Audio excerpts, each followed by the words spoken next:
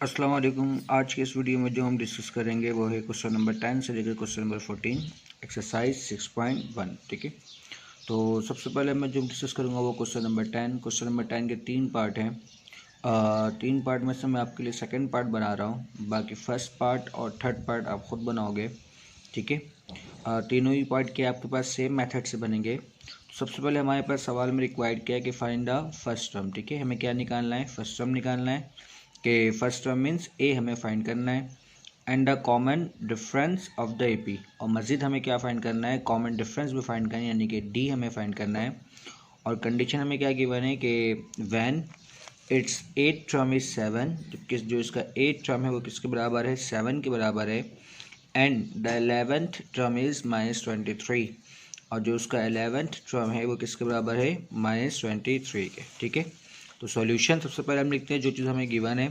सबसे पहले हमें क्या गिवन है कि 8 टर्म, तो इसका मतलब क्या है कि T8 किसके बराबर है? 7 के बराबर है।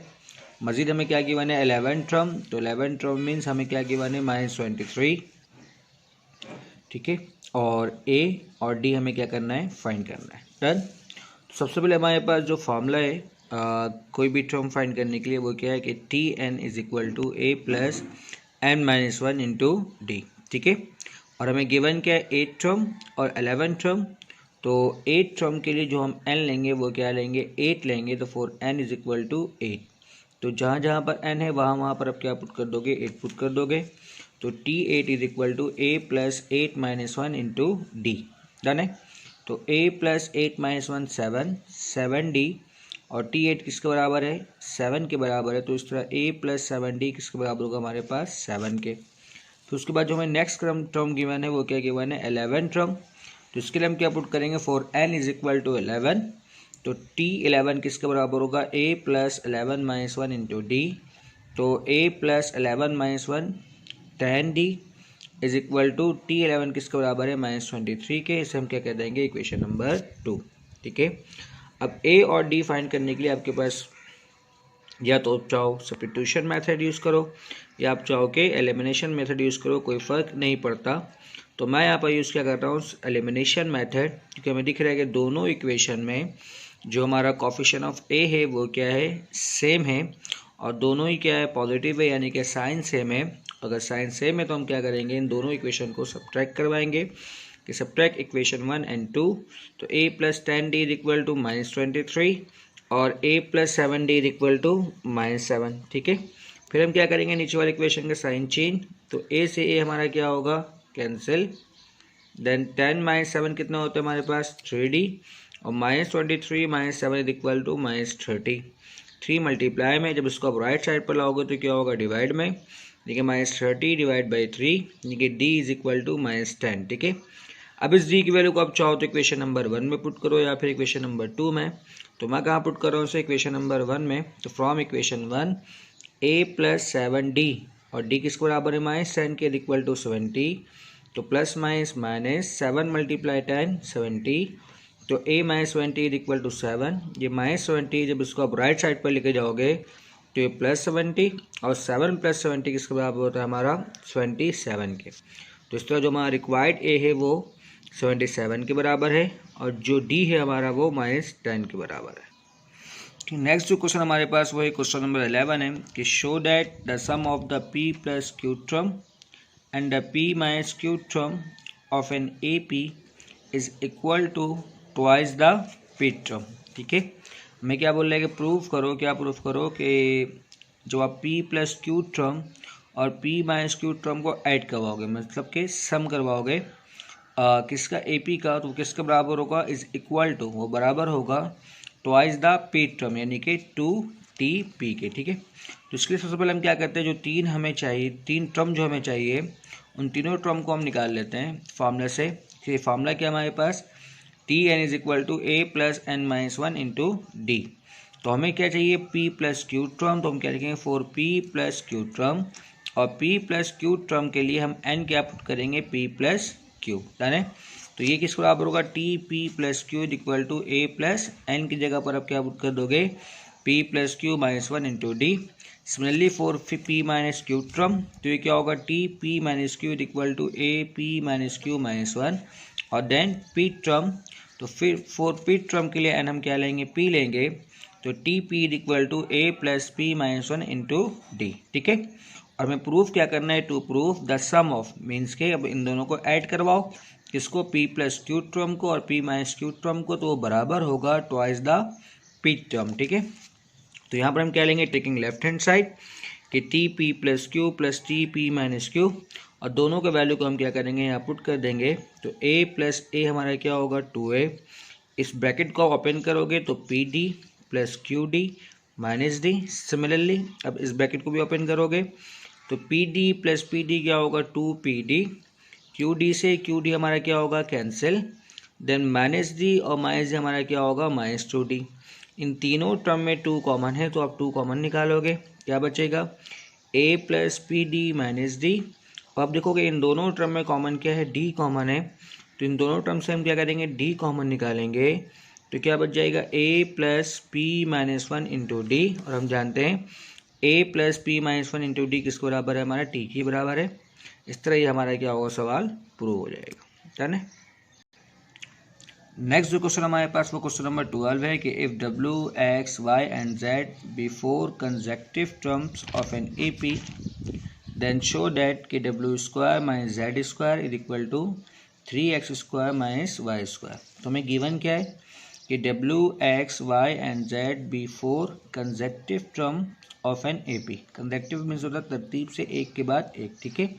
अच्छा, तो एक बार हम प्रॉपर्टी जानते हैं ए पी में कि W X Y and Z क्या है, ए पी है। अगर ये ए पी है तो अब बाद वाले में से पहले वाले माइनस करवाओगे तो उसका डिफरेंस क्या होता है, सेम होता है। तो हम क्या कहेंगे कि x माइनस डब्ल्यू का डिफरेंस, y माइनस एक्स का डिफरेंस और z माइनस वाई का डिफरेंस, इन तीनों का डिफरेंस क्या होगा, सेम होगा।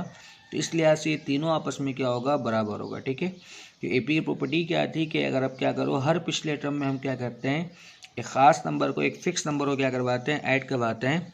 तो अगर आप सब्ट्रैक्ट करवाओगे हर बाद वाले टर्म से पहले वाले टर्म को, तो उसका जो डिफरेंस होगा वो क्या होगा, सेम होगा, ठीक है। तो इस लिहाज से हम लिख सकते हैं कि x माइनस डब्ल्यू बराबर है y माइनस एक्स बराबर है z माइनस वाई के, ठीक है। तो हम क्या कर रहे हैं यहाँ पर, अब आप दोनों को कंसिडर करोगे तो हम फर्स्ट 2 को कंसिडर कर रहे हैं, यानी कि x minus W is equal to Y minus X, ठीक है। बेसिकली जो हमें यहाँ पर वैल्यू चाहिए वो क्या चाहिए, W square minus Z square. तो यहाँ पर w फाइंड करके उस पर स्क्वायर करवाऊँगा, फिर मैं क्या करूँगा, z फाइंड करके उसमें स्क्वायर करवाऊँगा, ठीक है।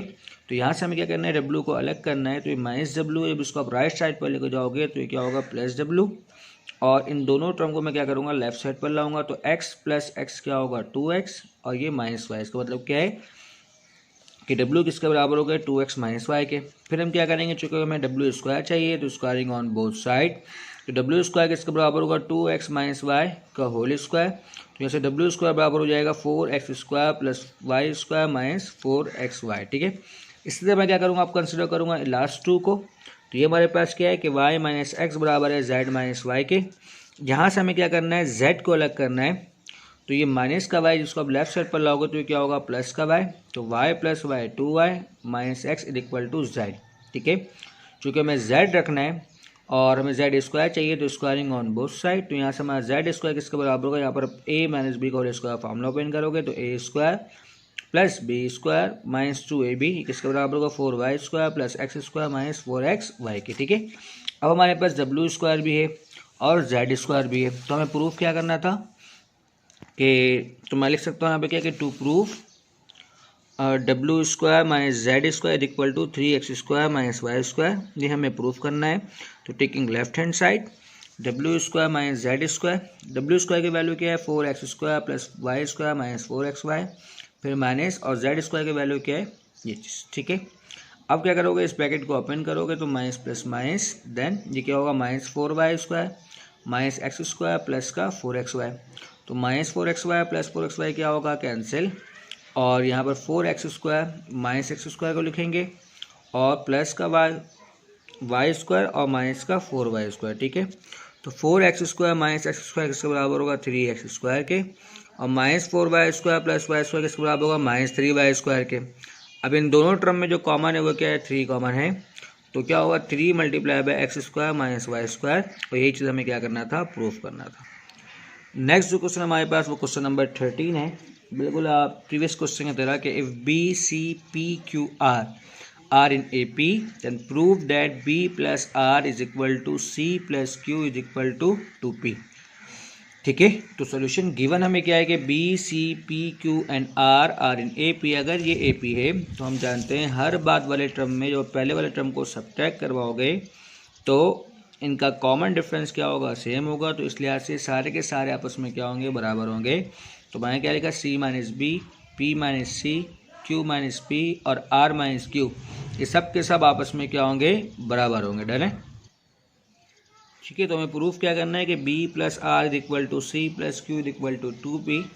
तो यहाँ से आपको क्या करना है, किसी दो को पिक करो आप, कि किस लिहाज से आप पिक करेंगे। देखिए हमें b plus r, c plus q और हमें 2p चाहिए। ठीक है, तो यहाँ पर हमारे पास क्या है, ये चार टर्म है, हमें दो को पिक करना है। हमें b plus r, c plus q, अगर मैं इन दोनों को पिक करता हूँ तो हमें p plus r, c plus q या 2p, इन तीनों में से कुछ भी नहीं मिलेगा। तो इस दोनों को उठाकर फ़ायदा नहीं है। तो सबसे पहले हम क्या करेंगे, अगर मैं c माइनस बी और q माइनस पी को कंसिडर करूँ तो यहाँ से हमें c प्लस क्यू मिल सकता है। ठीक है, तो मैं यहाँ पर क्या करूँगा आपके पास कि सबसे पहले कंसिडर कि p minus c is equal to q minus p. क्यों, क्योंकि यहाँ पर देखें माइनस का c है और प्लस का q है।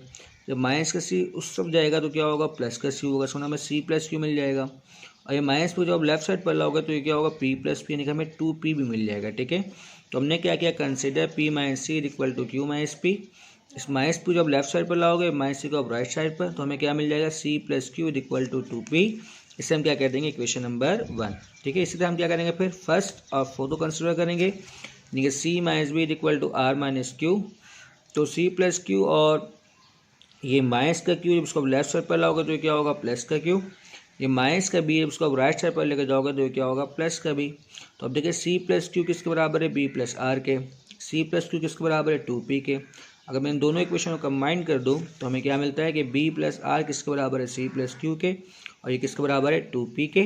और यही हमें क्या करना है, प्रूफ करना है।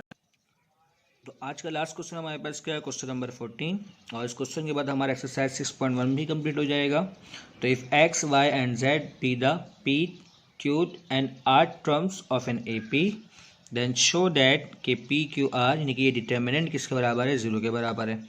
और हमें गिवन क्या है कि x, y and z be the p, q and r term, यानी कि x किसके बराबर है, p टर्म के, y किसके बराबर है, q टर्म के, और z किसके बराबर है, r टर्म के। ठीक है, तो सबसे पहले हम क्या करते हैं, x, y और z की वैल्यू फाइंड कर लेते हैं। तो सबसे पहले हम फॉर्मूला जानते हैं कि टी एन किसके बराबर होता है, a plus n minus 1 into d के।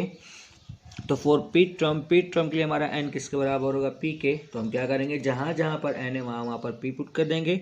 तो T p is equal to a plus P minus 1 into d. और हमारा p टर्म किसके बराबर है, x के, तो उसके हम क्या पुट करेंगे, x। ठीक है, तो x इसके बराबर होगा a प्लस, अब d को मल्टीप्लाई करवा दोगे तो ये क्या होगा, पी डी माइनस डी। ठीक है, सिमिलरली फॉर क्यू टर्म, तो जहाँ जहाँ पर n है वहाँ पर आप q पुट कर दोगे, और आपका क्यू टर्म किसके बराबर है, y के। तो यहाँ पर क्या पुट कर दोगे, y। ठीक है, लास्ट हमारे पास क्या, r टर्म। तो फॉर r टर्म के लिए हम क्या करेंगे, n is equal to r। तो जहाँ जहाँ पर n होगा वहाँ पर r पुट कर दोगे, हमारा r टर्म किसके बराबर है, z के। ठीक है, और हमें प्रूफ क्या करना है कि ये चीज़ किसके बराबर है, 0 के। तो टेकिंग लेफ्ट हैंड साइड के p, q, r, x, y, z और 1, 1, 1, तो हम क्या करेंगे, यहाँ पर x, y और z की वैल्यू को पुट कर देंगे। तो हमारा x किसके बराबर है, a plus P D minus D. हमारा y किसके बराबर है, a plus Q D minus D. और हमारा z किसके बराबर है, a plus R D minus D के। तो यहाँ पर हमें दिख रहा है कि जो इसका थर्ड रॉ है वो क्या है, 1, 1 है। अगर हम प्रॉपर्टी यूज़ कर लें डिटर्मिनेंट की, जो हम 4.2 में पढ़ते हैं, कि इसके लिए हम क्या करेंगे, इन दोनों को अगर हम 0 कर दें तो हम क्या करेंगे, subtract column 2 minus column 1 and subtract column 3 minus column 1। अगर हम कॉलम 2 को -1 से सब्ट्रैक्ट करवाएं तो हमारे पास क्या बचता है, q माइनस पी।